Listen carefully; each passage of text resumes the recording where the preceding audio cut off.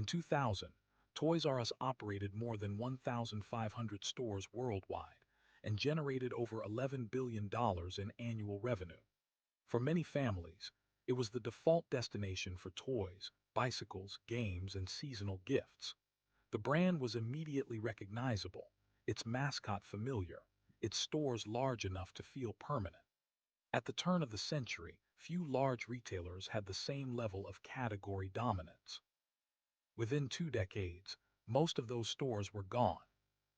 Toys R Us had been built on a straightforward premise. It was not a toy manufacturer, and it was not a specialty boutique. It was a warehouse-scale retailer devoted almost entirely to one category. The company used size and volume to extract favorable pricing from suppliers, passed much of that advantage to consumers, and reinforced the cycle through scale. By the 1980s and 1990s, this model appeared durable. Shopping for toys had become an event, particularly around the holidays, and Toys R Us was structured to absorb that demand.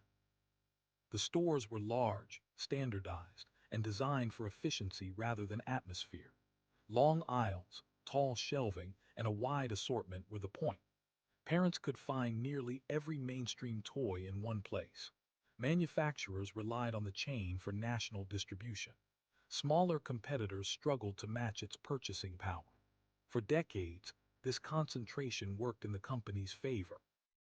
Leadership viewed the business as operationally disciplined.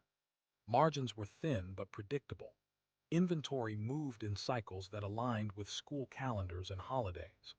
The company expanded internationally and experimented with related formats, including Babies R Us, which extended the brand into adjacent consumer needs.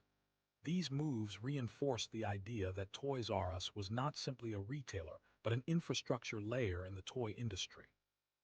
By the late 1990s, however, the environment around large format retail was changing.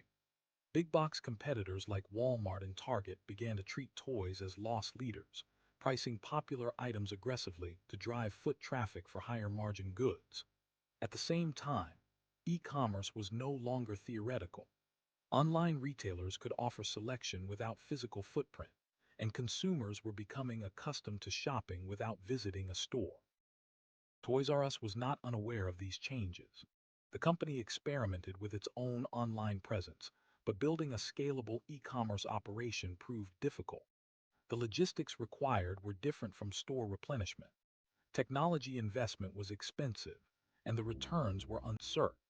In 2000, the company chose to outsource much of its online sales to Amazon, a then-growing retailer whose primary advantage was distribution infrastructure rather than brand recognition. At the time, the partnership appeared rational. Toys R Us would supply inventory and brand credibility. Amazon would handle fulfillment and platform development. This arrangement allowed Toys R Us to participate in online sales without rebuilding its operations from the ground up. It also delayed the need for internal transformation. The partnership did not last. Conflicts over exclusivity and execution emerged, and Toys R Us eventually sued Amazon to exit the agreement. By the time the relationship ended, Amazon had gained experience in toy retail and no longer required a partner. Toys R Us, meanwhile, had lost critical years of direct e-commerce development. These pressures coincided with a major change in ownership. In 2005, a consortium of private equity firms acquired Toys R Us in a leveraged buyout valued at approximately $6.6 billion. The transaction added substantial debt to the company's balance sheet. Servicing that debt required consistent cash flow and limited flexibility for long-term investment. Under private ownership, the company remained operationally intact, but its financial structure changed. Annual interest payments became a fixed obligation. Capital expenditures were constrained. Store upgrades, technology investments, and experimentation competed with debt service for limited resources. The business continued to function, but its margin for error narrowed. Consumer behavior continued to shift. Parents increasingly purchased toys during routine shopping trips rather than dedicated visits. Online retailers improved delivery times and recommendation systems. Digital entertainment began to replace some physical toy categories. None of these trends alone was fatal, but together they eroded the advantages of a large, single-category retailer. Toys R Us responded incrementally. It refreshed select stores, adjusted pricing strategies, and expanded private label offerings. These moves addressed symptoms rather than structure. Large stores remained expensive to operate, particularly outside peak seasons. Inventory risk increased as product cycles shortened and consumer tastes fragmented. Competition intensified during the holidays, the period that historically generated a disproportionate share of annual profits. Big box retailers could absorb losses on toys because they recovered margins elsewhere. Online retailers competed on convenience and breadth. Toys R Us faced both pressures simultaneously, without the balance sheet flexibility to respond aggressively. By the early 2010s, revenue growth had stalled. The company remained one of the largest toy sellers in the world, but its scale no longer translated into insulation. Debt limited strategic options. Closing stores reduced reach and vendor leverage. Keeping them open preserved costs. Each decision constrained the next. Management pursued refinancing efforts and explored restructuring options. Some international divisions performed better than the U.S. core, but proceeds from asset sales were largely directed toward debt reduction rather than reinvestment. The company's identity as a physical retail network became increasingly misaligned with how consumers purchase toys. In 2017, Toys R Us filed for Chapter 11 bankruptcy protection in the United States. The filing was framed as an effort to reorganize rather than liquidate. Management cited heavy debt and ongoing competitive pressure. The company continued operating during the holiday season, seeking a path to stabilization. That path did not materialize. Vendors, concerned about repayment, tightened credit terms. Inventory levels fell.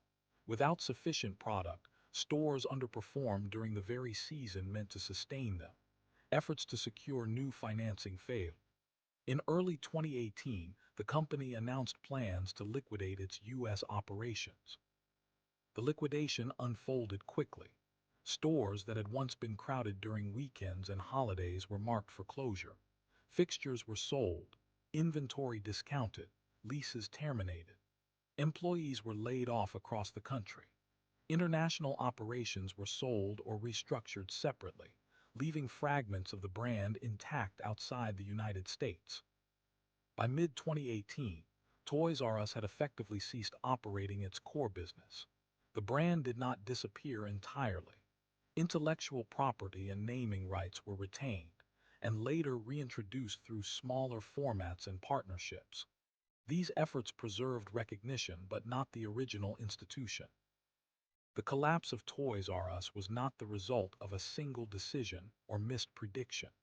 It was the outcome of a business model optimized for scale in a retail environment that no longer rewarded it. The company had been built to dominate physical distribution. When distribution itself became less central, its advantages inverted into liabilities.